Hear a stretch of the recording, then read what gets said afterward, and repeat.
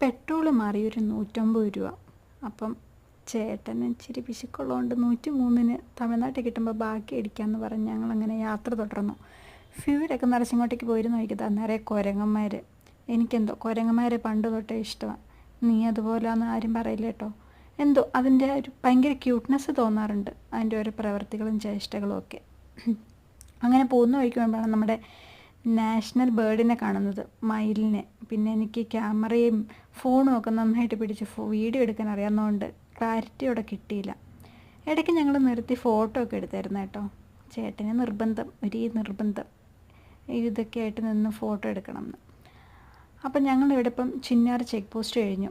ഈ Chinnar check post കഴിയുന്നതോടുകൂടി ഞങ്ങളുടെ കേരളത്തിലെ ചുറ്റിക്കറക്കലെല്ലാം കഴിഞ്ഞു. ഇനി ഞങ്ങൾ തമിഴ്നാട്ടിൽ കൂടെയുള്ള യാത്രയാണ്.